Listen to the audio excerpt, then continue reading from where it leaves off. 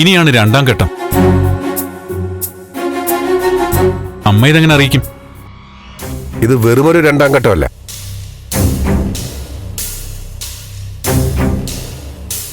പ്രഭ കാര്യം അറിയുന്ന ഘട്ടം ആപൽഘട്ട.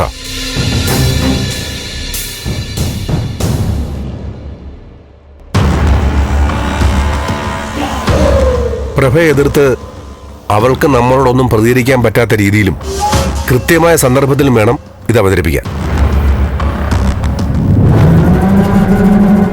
കൃത്യമായൊരു സന്ദർഭം എന്റെ മനസ്സിൽ തെളിഞ്ഞു വരുന്നുണ്ട്. എന്താ? അടുത്ത 15-ാം തീയതിയുടെ പ്രത്യേകത എന്താണെന്ന് അറിയോ? ഇല്ല. അച്ഛന്റെ അമ്മയുടെ വിവാഹ വാർഷിക ദിവസമാണ്. എല്ലാ പ്രാവശ്യവും വീട്ടിൽ ചെറിയൊരു ചടങ്ങ് മാത്രമായിരുന്നെങ്കിൽ ഇത്തവണ നമ്മളത് വിപുലമായിട്ട് ആഘോഷിക്കും. ബന്ധുക്കളെയും വേണ്ടപ്പെട്ടവരും ഒക്കെ ക്ഷണിക്കണം. ഒരു കൊച്ചു ഫംഗ്ഷൻ.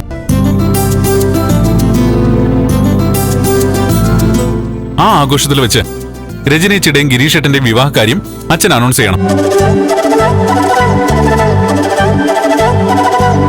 അമ്മയ്ക്ക് എതിർത്തൊന്നും പറയാനും പറ്റില്ല, എല്ലാരും അറിയുകയും ചെയ്യും. അത് സൂപ്പർ ഐഡിയ. രജനിയുടെയും ഗിരീഷിന്റെ കാര്യം പ്രസന്റ് ചെയ്യാൻ ഏറ്റവും നല്ല സന്ദർഭം തന്നെയാണ്. പക്ഷെ നന്ദ, ഈ പറഞ്ഞ വാർഷികാഘോഷമൊന്നും വേണ്ട. അത് ശരിയാവില്ല. അത് വേണോ അച്ഛാ? ആ കാര്യത്തിൽ ഇനി മാറ്റമില്ല.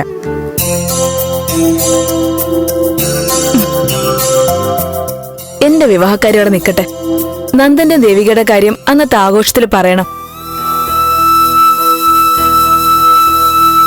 ഇവിടുത്തെ അന്തരീക്ഷത്തിന് ഒരു സന്തോഷം ഉണ്ടാക്കാൻ ഇങ്ങനൊരു ആഘോഷം വേണോ അച്ഛാ? അച്ഛന് നീണ്ട കാലത്ത് അസുഖം കഴിഞ്ഞ് ജീവിതത്തിലേക്ക് തിരിച്ചു വന്നിരിക്കുക. പിന്നെ അമ്മയുടെ മനസ്സിനും ഈ ആഘോഷം മാറ്റം ഉണ്ടാക്കുമെങ്കിലോ?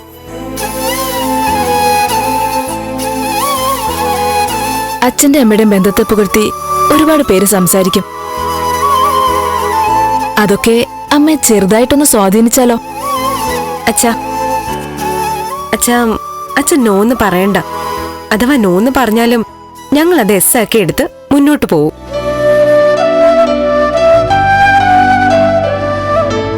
വിവാഹ വാർഷികം ഗംഭീരമായിട്ട് ആഘോഷിക്കണം. വിവാഹം കഴിച്ചിട്ട് ഇത്രയും നാളായില്ലേ, ഇനിയെങ്കിലും അതൊന്ന് ആഘോഷിക്കണം.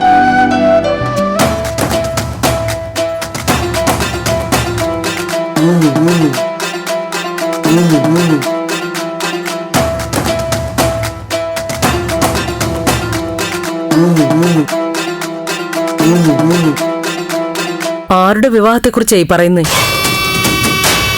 അച്ഛന്റെ അമ്മയുടെ വിവാഹ വാർഷികം 15-ാം തീയതിയാ.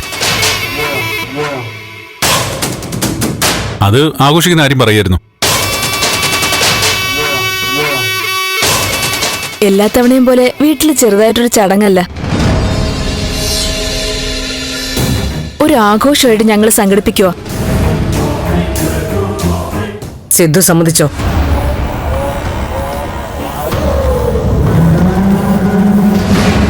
ഇങ്ങനൊരു ചടങ്ങിന്റെ ആവശ്യം ഉണ്ടോന്ന് ഞാൻ ചോദിച്ചു.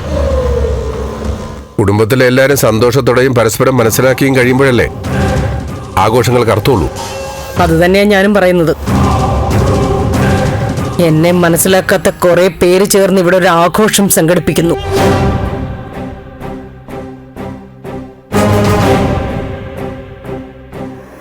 അതിന് നിന്നു തരാൻ എന്റെ മനസ്സ് ചിലപ്പോൾ സമ്മതിച്ചെന്നും വരില്ല. അച്ഛന്റെ അമ്മയുടെയും ജന്മദിനവും വെഡിങ് ആനിവേഴ്സറിയൊക്കെ എങ്ങനെ ആഘോഷിക്കണമെന്ന് മക്കളാ തീരുമാനിക്കുന്നത്. അത് മക്കളുടെ അവകാശം കൂടിയാണ്. ഞങ്ങൾ തീരുമാനിച്ചു, ഞങ്ങളുടെ അച്ഛന്റെ അമ്മയുടെ വിവാഹ വാർഷികം ഇത്തവണ ഗംഭീരമായിട്ട് നടത്തും.